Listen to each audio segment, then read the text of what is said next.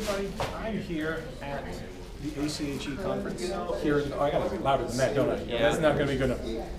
Hey everybody, we're here at the ACHE conference. I'm Scott Sandland, Timothy Trujillo. We've known each other for a really long time and just kind of run into each other at conferences and all that, and we've never gotten to sit down like this, so I'm really excited to do this. I know you and I've known your work, and your friend, protege, I don't know exactly how to explain. I think that's both. Colleague, yeah. And associate. Yeah, Pierre Etienne. Yes.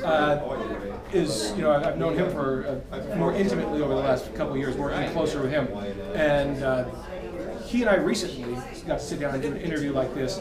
And so the idea of getting to talk to you, after all the things he said about you, and watching you and Richard Nongard talk, I would love to talk to you about the work you're doing with trauma, the work you're doing with the new quantum hypnosis, just your approach, because you're one of those guys that goes in the field and does the real work where it's needed, and that's just really exciting.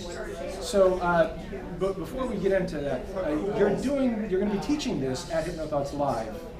Yes, well, I won't be teaching the work on trauma, but I will be teaching a one-day pre-conference workshop on the new quantum hypnotherapy.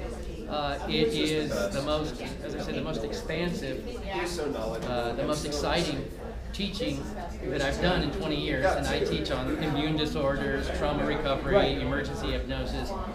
But this work is a nod to my dearest teacher, Ormond McGill, who really taught me how to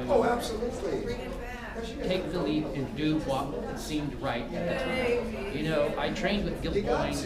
Gil Boyne was very systematic, was very good to learn his therapeutic protocols, his methods, etc. I could not have done the work that I've done without having that training. That said, then when I trained with Ormond said, oh, that's a good idea, go for it. And it freed me to do the work the way it felt like for me to do the work. And so that was part of his training in quantum hypnotherapy. He said quantum is everything, so go for it. And over the years, that's been my way. And in particular, like, okay, go there, go do the work. Yes, that can happen. And a lot of the tools that I've used over the years are Ormond's methods. But also, now it's 10 years plus since Ormond left the body, as it were. Sure. Still around. Sure. But we've learned a lot more. The field has exploded. And so I'm going to bring that work forward. And then during the conference, I'll be doing a 3-hour on transpersonal and suprapersonal, and that's more of the magical side. So I met Ormond at this conference 12 years ago, 13 years ago, something like that. And I was the youngest guy here, and he was the oldest guy here. Yeah. And so we got to shake hands. It was this neat moment, and the way he would empower, and just how just freeing his approach was to hypnosis. And I think it's interesting to even conceptualize it. There are people watching this video who don't know and will never truly understand what it was like to be in the room with a guy like Ormond. Yes. Amazing. Yeah, I mean, there are some great video clips of him on ormondmcgill.com. Right. And Tom Silver's done I was going to say, Tom Silver's done a great job of that, and I treasure that because I'm able to go and listen to Ormond's voice again. So people can get a sample of the spirit and presence that was Ormond. Sure. But you're absolutely right. It's funny. How many times I was around Ormond, and every time he greeted me, it was like the long-lost friend. Oh, it's good to see you again. And one day I was like, I'm not even sure if he knows my name. But he made you feel like you matter. Yeah. And I think that is the first thing that Ormond gave us as practitioners. If we can make our clients feel like they matter, that's the first most important thing. We talk about client-centered approach, and that client-centered approach is to say that, well, I have a lot of ideas, but you have the abilities. Right. So let's bring my ideas, my tools, and empower your abilities to create your success. So, to me, I mean, I remember, like meeting Orman and having read, the encyclopedia and his work, and getting to meet him and being nervous, just being, all right, and so disarming, right? So relaxing. And I remember having discussions with my family when he passed. And I wasn't close with him like, you or Tom, but just saying, wow, this is a big deal. This is the first time in my career that I'd seen someone that was truly transformative, special, and great. Losing one of those people. And so the idea of what Tom does, with all those recordings is great. But the idea of getting some of that teaching and the work you've done with, sort of the legacy of this work is an important thing. And I'm really genuinely happy that we have people like you who can grab last generation stuff and bring it to this and next generation practitioners. Well, thank you, and it's really important, and it's been a part of my whole life experience. I was privileged to be raised in a family that was a tribe, and I'm still very close with my cousins. Wow. And so my grandfathers, both of my grandfathers, nurtured me, and it really is for me very important that we, like you say, that we empower the legacy of our experiences and our wisdom going forward. There's more to generations than just genetics. Right, Yes. right. So I understand the basics of what this work is, the new quantum hypnotherapy, but explain it better than I understand, because I only understand just how open-ended what you can do is and how empowering this is. But give the basic nuts and bolts. What is this, and why is it different from, say, Gilboa traditional hypnosis? Yeah, so then with Gil was brilliant and ahead of his time in brilliance. His transforming therapy, we now understand it from a physiological, psychoneuroimmunological perspective, particularly the memory recall through the pathway of emotion. Now we understand that that's exactly the pathways that the brain uses to recall memory patterns. So terms like affect bridge, that has neurological scientific relevance. Absolutely, we understand it so much more now substantively to validate those methods that were from a perspective at the time. Now, Orman was a showman, and as a showman, he was rooted in the magic of the entertainment event. Yeah. And life was about the splendor of the experience. And even in what he teaches in his book, the original title was The Secrets of Dr. Zom. Now it's The Amazing Life of Orman McGill, a spectacular book. Yep. But he talks about the performance experience as the transference of experiencing. Okay. So I was first trained as a mime. Okay. And as a mime, we are on the stage. In fact, the first time somebody said mime to me, I thought they said mimed. So for a long time, I kind of equated that art with the mental. The pantomimist creates an entire realm and an entire story from nothing. Only his actions, just in the air, but by shaping, by defining the things that are there. His personality. He tells a story in the mind of the viewer. Okay. And he tells that story from the generation of his own consciousness of that experience, expressed as actions, inactions, etc. In the same way, Orman was able to convey the splendor of the cosmos as he knew it in the simplest of ways. One of the things that always astounded me, like in a stage show, he would do the gag of, the guy's foot is stuck to the floor. And when that happened, he was astounded by it. He was like, that's the most amazing thing I've ever seen, except of course for the 400 other times I've seen it. Right. But it was always the first time he had experienced it, right? That's wonder. And when we fuel wonder, we are tapping into the fountain of creativity and the creative forces itself. When we do that for individuals, we fuel their potential in ways that cannot be mimicked in any other way. And so when Orman talked about quantum hypnotherapy, he basically said, well, quantum is everything. Right. So we're just going to let everything and anything be a part of what we do. And every time something new came along, he was eager to introduce it, to explore Yeah, it. he was in his final years. I mean, he was talking about how to use technology and what the future of hypnosis is, and using. I mean, he was talking about things like Skype hypnosis. I mean, that's fascinating. Yes. And he was still, even in his advancing years, still looking at what's coming down the pipeline and what can we utilize to help people. Yes. And Orman, he saw the future, like you said.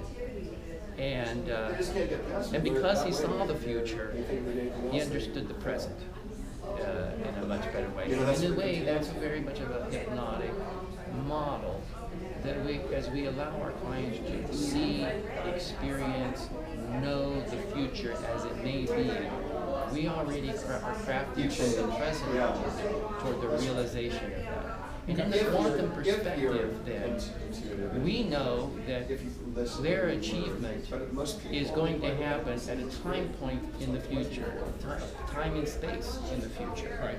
But we're manifesting it now. I'll tell you a story about it. Please. One of the most phenomenal therapeutic stories. Well, we all do that when we I had a client come to me, she had RSD, reflex sympathetic dystrophy. Now they've renamed it complex regional pain syndrome. I mean, I have 23 years old. She was tired of doctors, done with doctors. She told me later, you had 10 minutes with me. I was ready to bolt out of the door before I got there. She sat in my chair, and I said, if I had a magic wand, exactly here's my little magic wand. All right. So for my clients, if I had a magic wand, I have a magic wand. If I were to wave this magic wand, grant you a wish, what would that be? She leaned forward. She said, "Okay, try this. You help me to get back on the horse and ride, and to be able to have a baby in the future."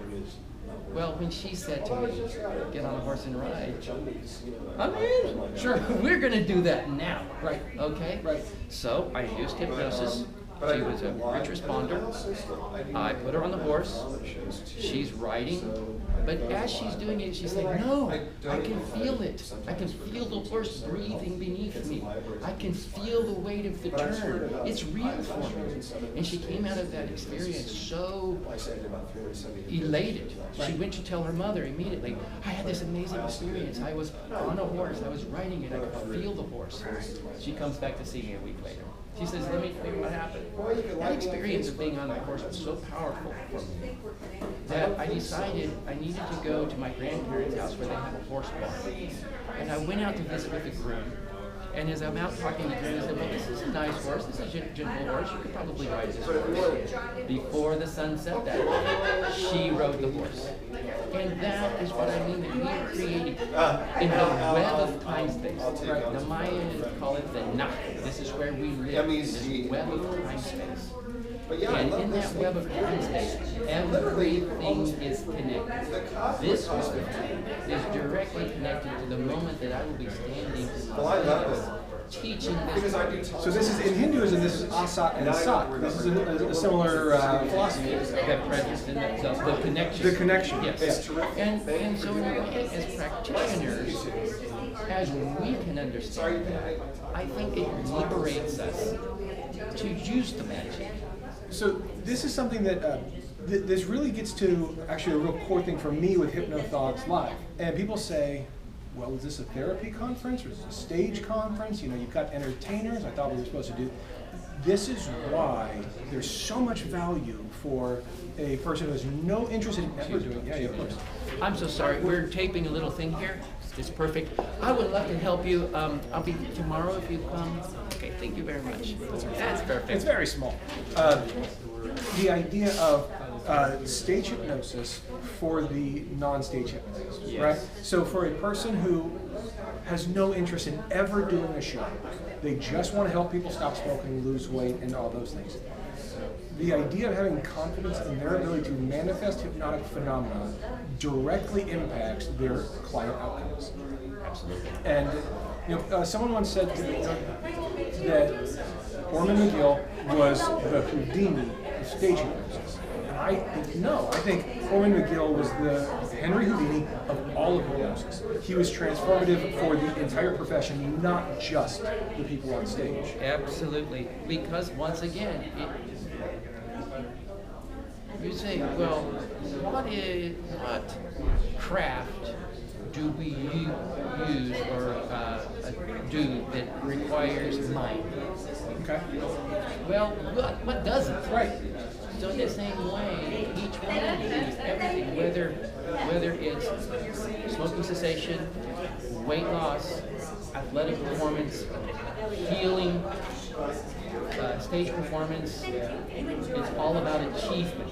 And an achievement is an attachment to and the realization of a desired outcome. Yeah. And that is the codex or the hub of all hypnotic work and all trance work. We talk about hypnosis, NLP, EFT, etc., etc. What is the thread? Consciousness. Okay. And that's what Orman talked about too. It's about consciousness. And consciousness is the knowing of something. And the more we inform the knowing of something, the more that something is brought into being. So there, when you say, well, we're going to do a hypnosis conference. Well, hypnosis, explain exactly what kind of hypnosis. Well, hypnosis. You know, all of it. What do you want to do? Do you want to pass a test? Well, hypnosis is good for that. Do you want to, etc., as I said. Do you want to have your shoe glued to the floor, or over a phobia, or get back on a horse, get over pain? Exactly. Yeah. Experience and realize. And the thing is, that it's not a foreign thing. Right. You know, one of the things we work on in the dispelling of the myth is to bring, not too much, because of course there are levels or strata of consciousness. Sure. But one of that is the fixed consciousness. This is the way it is. One of it is, well, it could be like this. And in a certain way, in the hypnotic process, though we're still using consciousness, it allows us to go from that state of fixation to dissociation, back to fixation again. Right. All we're doing is we're shuffling the attachment, detachment, etc. But we're still doing the same thing, every single one of us. And that's why anything goes. So you said earlier, the work I do couldn't be done if I was only doing the work I learned with Gil. Well, the work that I'm doing, I could not do had I not been trained by Gil. When I went to train with Gil, I was only interested in doing pain management. Okay. That's why I studied hypnosis. Okay. I wanted to learn how to help people with pain because I had been going through my own chronic pain experience. Like many of us, is how we get started, right? Exactly. To help ourselves. I could not take the healing and pain management block without taking the therapy block. Right. And Gil knew that because for us ultimately to help our clients with the healing and pain management, we would have to help them resolve the conflicts that were inhibiting that. What happened over time, of course, I realized that application in that work, but my first work was to help people with AIDS, and in particular to help them to be more comfortable at the time of death. That's how I got started in the work. But then as I started teaching workshops in self-hypnosis to that group, I started hearing their stories about their diagnosis experience, the trance dynamics of overload, projection, expectation, and fixed outcome in their minds at that time. And I started realizing the trauma component that was a part of the diagnosis experience for them, scripting their process and their outcome. And that led me into doing much more trauma recovery work. And then just through circumstance, through my desire to take that work to the world and get sent out to do a pilot project, I was actually on my way to Guatemala to do a project with communities with HIV when the tsunami happened in India. Right. And we turned that trip to go to India and work with tsunami. Now, the interesting thing in my book, Tsunami Effect, I tell this whole story. The first real case that we do in India is a person with AIDS. So, interestingly enough, even though we went there to work with trauma, it was the trauma of simply living with AIDS that was the first story that we were to encounter.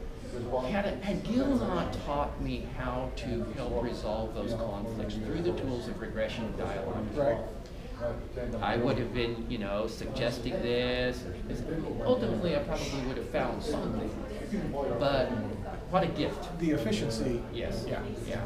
So, I mean, you're talking about a really big bag of tricks required to help, complex situations. You're talking about helping somebody dealing with the diagnosis of HIV after their country was just devastated by a tsunami. Yes. And probably this person lost friends and family and home and very tangible things.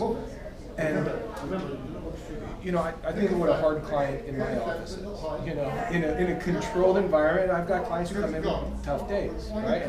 And even then, I have clients come in and go, wow, this is real serious. Wow, this is a top shelf issue, right? And then you talk about the laughter in the vendor room is perfectly timed for the trauma story.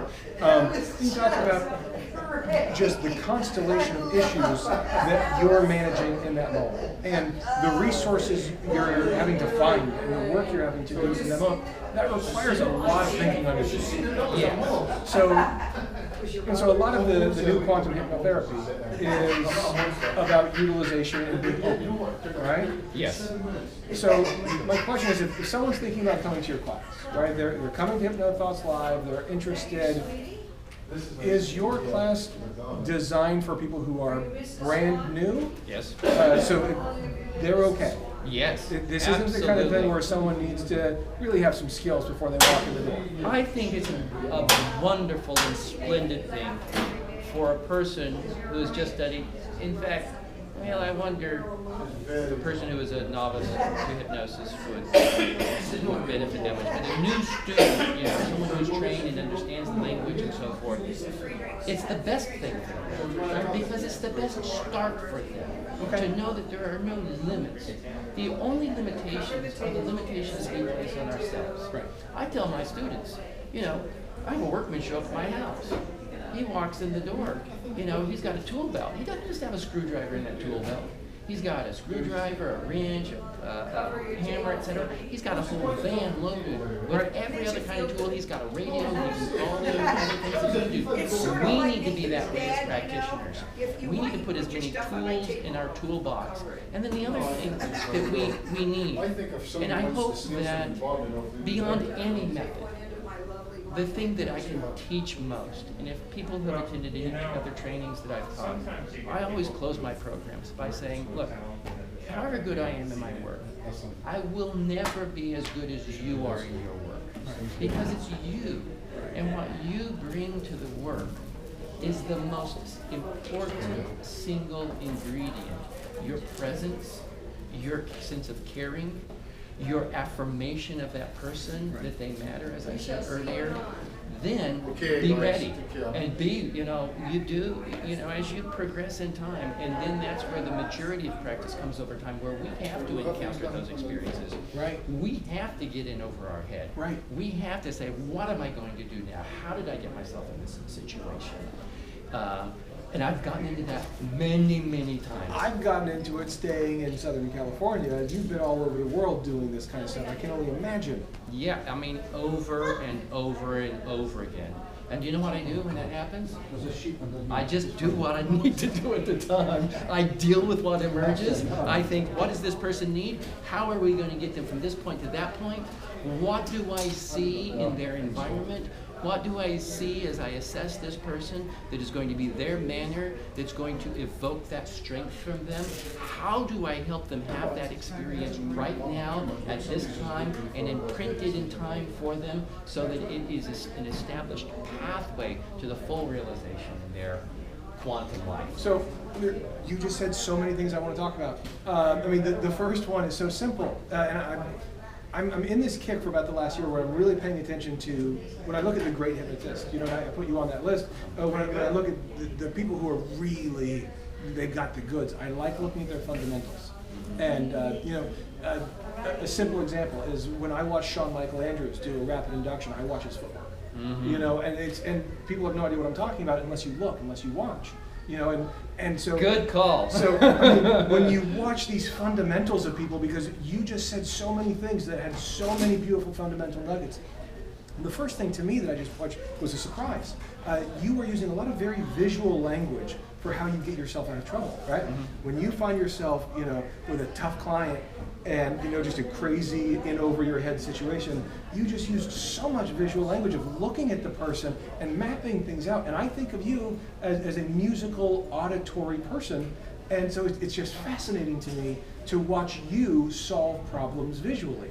And I bring that up because I am just appreciating it personally, mm-hmm. and I think there's other people who are, you know, I've been talking about this in a couple of the other interviews, and I just want to encourage people who are watching this to be looking at those kind of fundamentals, because a lot of people that just will gloss over that, and there's so much nuance, there's so much quality, there's so much enjoyment when we get into those finer points.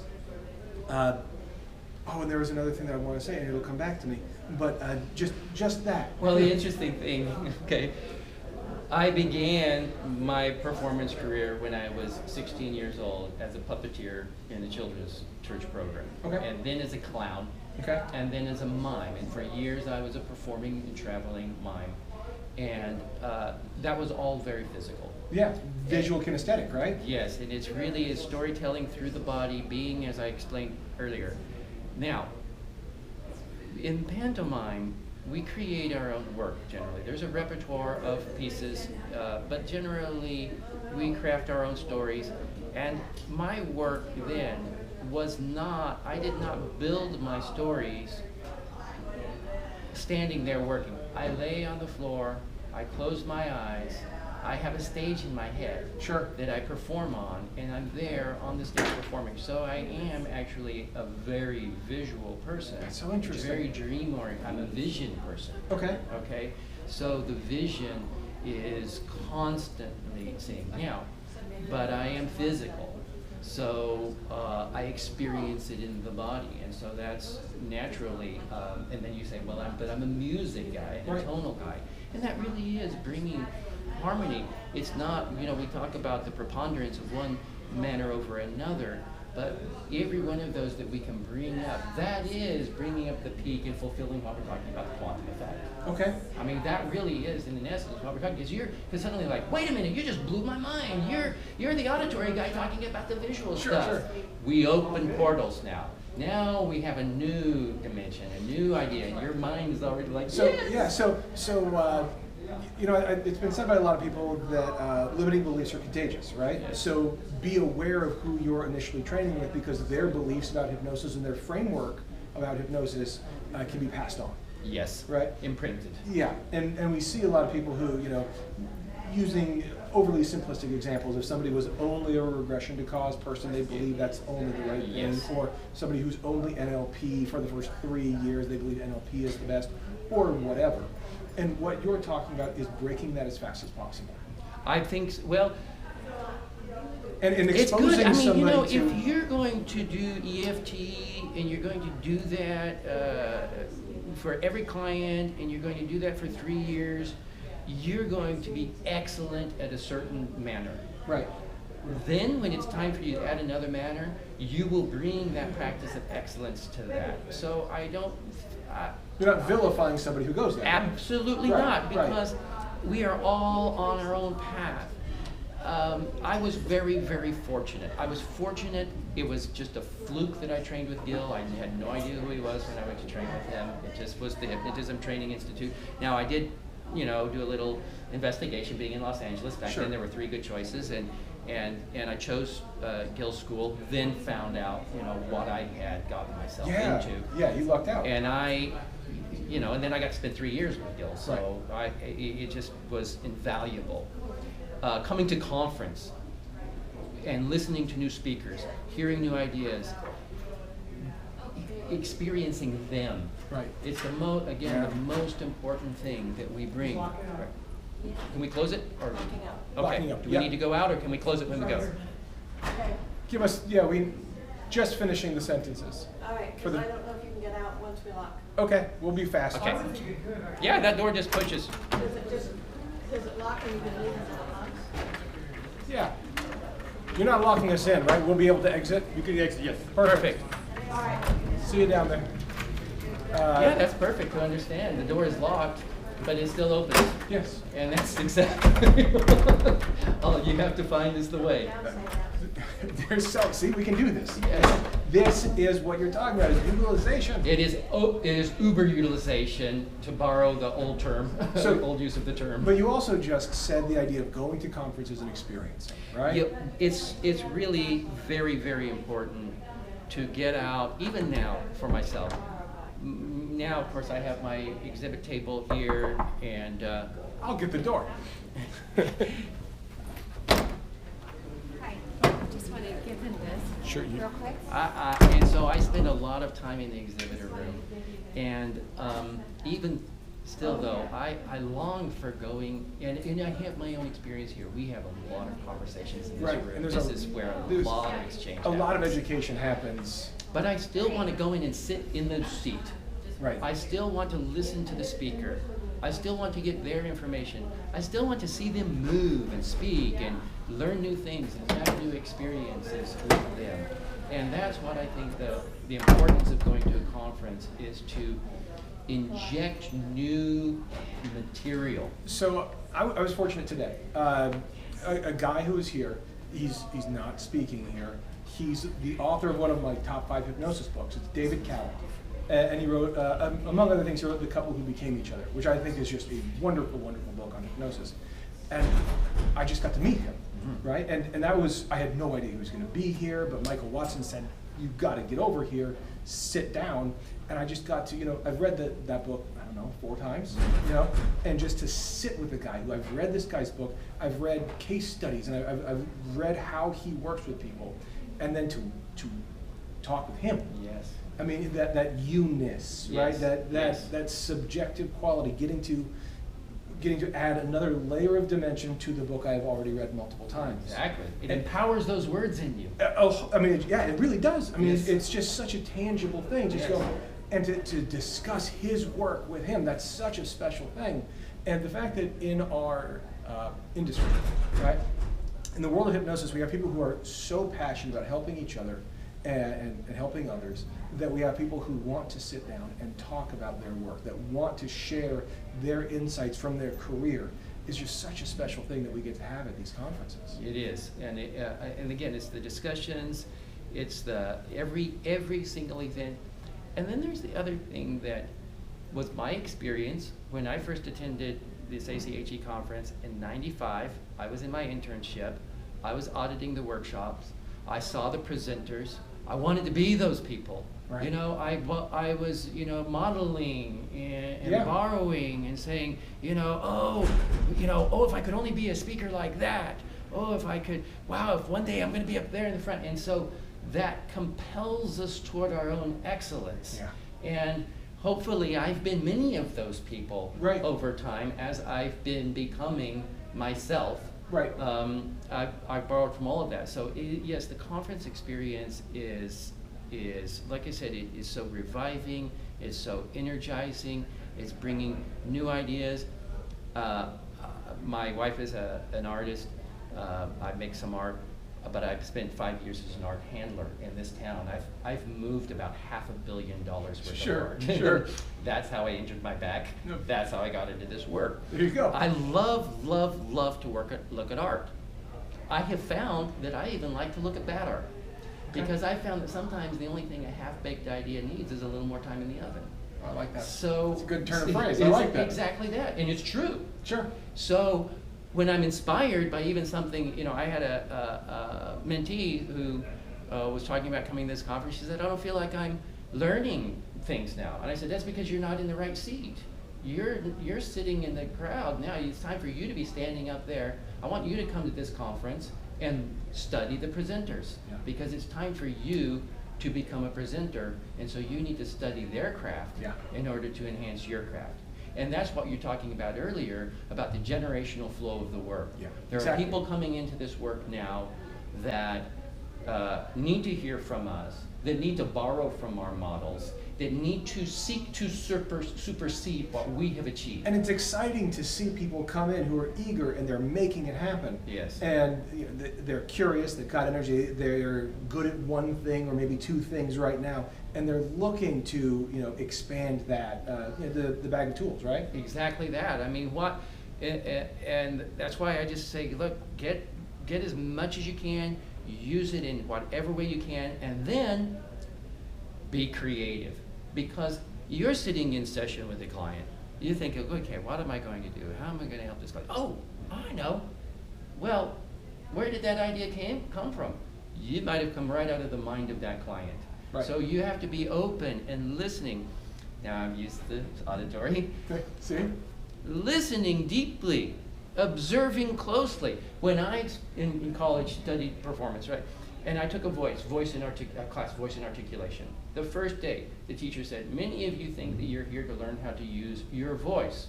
You're here to learn how to use your ears. Because if you can learn to hear a sound, you can learn to produce that sound. And it's the same thing. Many of us, we say, oh, I'm going to see this client tomorrow. He has this issue. Okay, let me check my notes. Well, how do I deal with this issue? Okay, I've written a perfect session plan for this person. I had the perfect session plan. Why didn't it work out? Well, your plan first is look at the client. Listen to the client. Sit with the client. Do nothing with the client. Right. Be with the client. Yes. They will tell you what to do. Just creating that relationship and that space for the client, a space where the client can get better, whatever better means. Yes. And once again, I cannot understate this. For us to just say, hey, we're here together. How wonderful is this? You're here and you're in my chair and we have this time, this opportunity, and that client says, yeah, that is kind of nice. The work's done. So I talk about this a lot. You're absolutely right. I say Michael Ellner is cheating, right? Michael Ellner has created a persona that allows him to do whatever the hell he wants, and it helps people. It's an incredible thing he's done. And he's done it, it's by design, and he's done it well. And clients come to see him, and he can do anything, and the clients get better. And that's not luck, that's not a trick, that's good fundamentals. It's yes. And that is a teachable thing. Yes. And it's not just teachable, it's learnable. I like that. That's actually really good. Maybe it's not even teachable, but it is learnable. Yes. I think it's difficult to teach and easier to learn. Yes. It takes hours, right? Well, because like you said, because when we teach, we come from ourselves, but when we learn, we empower the learning process for that individual. Yeah. Because they are, they can only mimic or gain knowledge from us to the degree that we empower their own knowledge and wisdom. That's the ultimate thing that again, I have an ego strengthening script. There's no other person on this planet just like you. There never has been, there never will be. Even if you travel to the farthest edge of the universe, you'd never find someone just like you. Yeah. Might look like you. I worked with identical twins once, that was interesting. So might look exactly like you, still not like you. Right. That's a truism. Now, when we tell that person, in fact, I tell you, this happened. When I was with Gil, we got referrals, right. the referrals. Yeah. Right? So Gil sends this person to me that was referred to him for the referral. Guy calls me up. Got it, my wife. She's she has this anxiety issue, and we have a multi-level marketing thing that we have to do these public things, and it's really getting in the way. And we've talked about it. We think the issue is somewhere in her childhood and all this stuff, and we need to bring her in for some therapy and sort all this out. He comes into the room, and when children come in, the right. parent comes in, the parent leaves. Well, I work with the child. Yeah, the husband doesn't come in and tell me what's going on with the wife. Of course, those things. So, with this particular client, I just took her through that script. She opens her eyes. She says, "Oh my God, they better take this out." She opens her eyes, and she says, "I'm unique." We're filming. We're filming. We're finishing up. She opens her eyes, she says, I'm unique. And I said, yeah, that's right. She goes, no, I'm unique. She walks into the room where her husband was. She looks at me, she says, I'm unique. That was it. Never did any other deep therapy.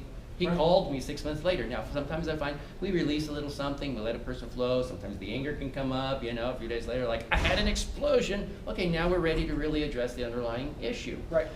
He calls me. It's 10 o'clock at night, like even on a Saturday night, but my money phone rang, and I answered it.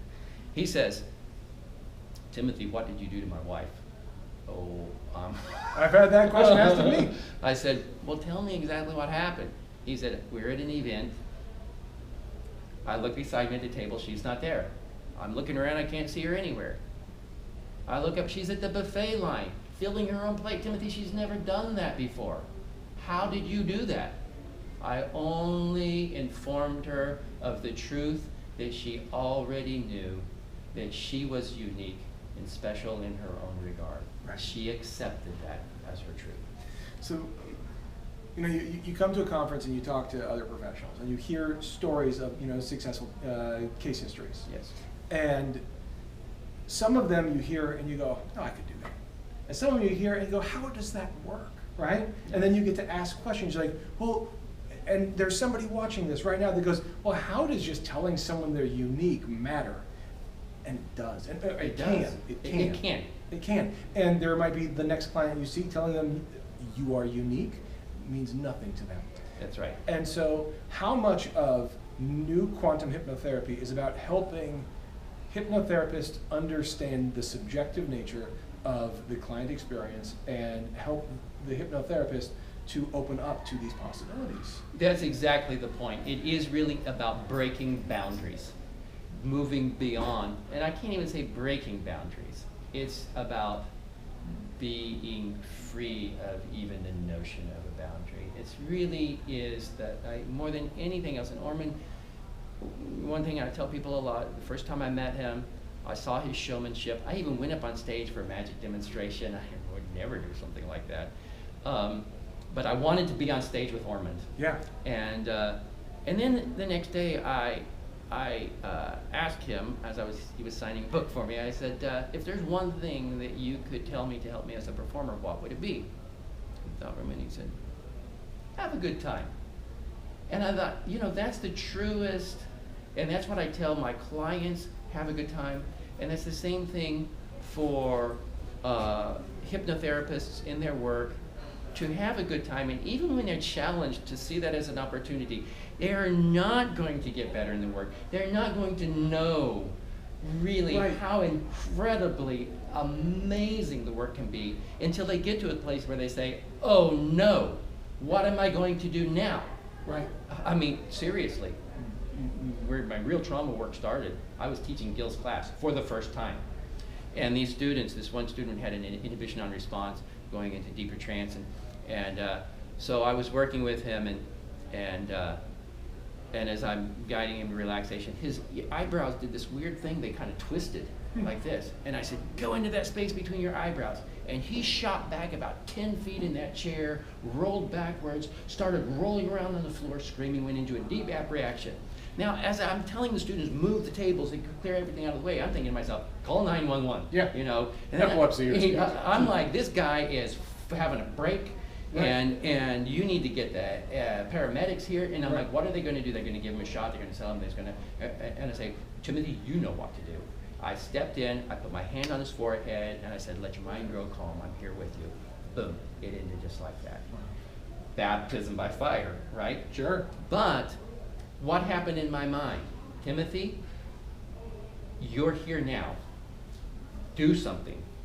Do what you know to do. That is not to say that everything we do is the ultimate right thing to do, and there are not things that we can come back, call a mentor, say, hey, I got into this case situation, I need a little bit of guidance here, go back to the books, go back and kind of think, you know, what else can I add it's not to? about an arrogance of, I fixed this now, I have everything. No, but it's like, I am here to meet you where you are with what I have, to make a difference for you now, to Right. move you forward in the direction that you need to go. Right. You know, one of the examples, when I went to do my first workshop at AIDS Project Los Angeles, '96, which you know the beautiful story of that. No. Who is going to be in my quantum hypnotherapy course in Las Vegas is the fellow who was the coordinator of the program where I did that workshop at AIDS Project Los Angeles. That's the power of the work. That's what I'm talking about. Back That was 20 years yeah. ago. Yes, the cycle of time. And when we see that, and that's part of the value of age and experience, 20 years into the work, I have the scope of time and experience to project forward into that.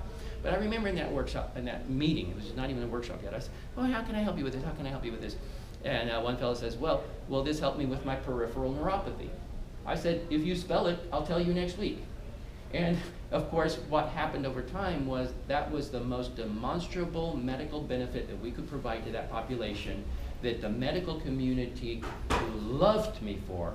It led to me eventually doing a hospital research project on using a self-hypnosis protocol to manage full body neuropathies from spinal cord injury. Right. It was as a result of that workshop, one of the attendees invited me to present my work at a roundtable at the United Nations in Geneva. Right. It was out of that work that all of this happened. It all happened because somebody presented to me an issue that I knew nothing about, but I found out about it and I found a way to help that person. And that's the next level of the quantum work, is to look at every challenge as a springboard Right. from which we're going to Right. gain immeasurable outcomes.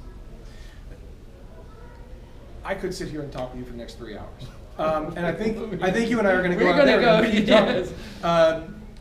Guys, if you're watching this, I mean, I'm sure you were interested in this conversation. I mean, this is just awesome stuff to hear. For me, selfishly, get to the conference, sign up for the one-day pre-conference. It's the day before. It's the day before New Quantum Hypnotherapy. My name is Timothy Trujillo. And you know, I'm also doing a 3-hour workshop during the conference that is a wonderful companion to that. That's the transpersonal and suprapersonal, and that's where I get to do all my magic stuff. Yeah, you that's. know. I mean, once you get into trans and superpersonal stuff, you can do Anything. Yeah, that opens up a lot of possibility. But I mean, it's still in the context of the quantum. I mean, one time a guy comes to me, he says, Timothy, I just wish I could, you know, be on a comet riding through space. We can do that. We can do that. You know, so that there are no limitations to what the mind is capable of perceiving, being guided to crafting. And once the mind has had that experience, Right. it is a part of the whole repertoire of their experiences for time. Yes. And that's why we are really crafting this crystalline mosaic of their lives over time. And the only, you know, this is the last thing I say is I've been very, very fortunate. I've worked very, very hard for that fortune, you know, and I've tried to take advantage of many, many situations, study, etc., work. But I believe in people. So I believe, like I said earlier, that there is someone who can do something so magnificent that they never even imagined possible, but they can be liberated to do that simply because of the acceptance of the belief that there are no limitations to Right. what is possible. Right. Right. Getting those people into the realm of possibility, getting those people excited about the possibilities that they actually do have that are currently invisible to them. Exactly, bringing them into their vision. Yes. See, now we're going back to visual. Timothy, thank you for doing this. This has been a lot of fun. Scott, I'm so glad, you know, it's been especially the work that in the conversation that you did with Etienne, and you know, one of the things I'll follow up, because you did ask Etienne a question, and you're like, you know, you work with these people with such serious concerns. How do you suffer through the mundanity of I bite my nails? Right.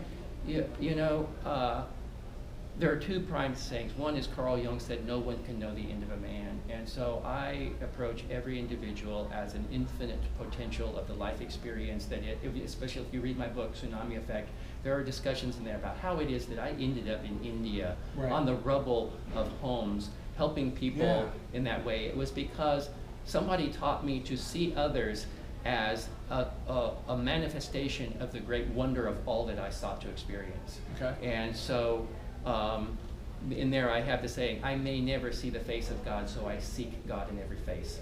And I believe that every individual is that, I really do believe that every individual is this act of creation. They are an event of creation. I am so aware of your sincerity in this moment. That's so amazing. Like like that, you mean that. It's the thing I mean more than anything, is that you walk through a garden and you see the flowers and you smell the aromas and you think, oh Creator, thank you for this beauty. We are living in a living garden, and every individual is a gift of Creator to us. We are directly connected to Creator, so the wonder that is in each one of us, we experience as splendor. And so yes, I believe that. The other thing that Mahatma Gandhi said, he said, the woes of Mahatmas are known only to Mahatmas, is another one of the great truths. To me, it's not about Mahatmas, it's about each one of us. Sure. Each of our troubles are our own. Right. So every person that comes to me, it's not about, oh, is this a spectacular demonstration event? Oh, is this a great story, case story? It's about, you have a need, I have an ability, let's bring these together and realize your desired outcome. How do we do that? So that is what makes every case, the child who comes to me because he's having difficulty with his grades is as important to me as the accident victim, is as important to me as the chronic illness. They are all matter because each one of them is the flower that is in my bouquet at that time. That's wonderful. And that's what brings that caring into that room, which is what I said earlier at the beginning. You matter to me. That's the most powerful medicine that exists. I believe that. I think you're absolutely right. Yeah. And going back to your, you're not alone, I'm here with you, right? Yes. It's the same kind of thing. It's you're not going through this alone. You matter, I am witnessing you, that therapeutic relationship. All this stuff comes back in a way that is very congruent. Yes. You're going to be spending one day talking about this. Yes. You're going to spend one day explaining to people how they can take this and begin applying it, not just to their practice, I mean, yes, to their practice, but to their life in terms of the way they're looking at their neighbors and their friends and the possibilities they have for helping, for opportunities, for just their own personal wellness. Because the more the more harmonious, Right. the more balanced, fulfilled our lives are, the more we're able to realize our mission. Right. And if we're in this work, our mission, this is the people helping profession. Our mission is to help the people. In the indigenous, that's their name, the people. The people, right, Yes. Exactly. And so, yes, and so the more we realize, and it's this thing of building craft, I have a tremendous amount of confidence. And yes, I've been in really, really challenging situations where I just said, Timothy, you just do the work. And that comes from, one, experience over time, but first from the commitment to help. Right. Yes. We should finish with a song. Go to hypnothoughtslive.com, click on workshops, and you'll see his picture. You'll see new quantum hypnotherapy with Timothy Trujillo. Sign up. If you like this, you're going to get a day of this. And as I said, auditory and tonal. And a little flute, yes. And it's interesting, the flute is an instrument, is a hypnotic instrument. We establish tone. Tone in the body is a song. Let's do it.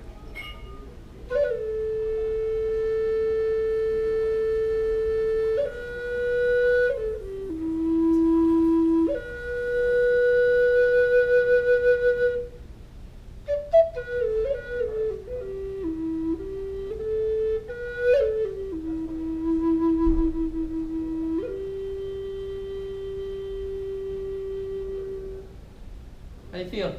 Excellent.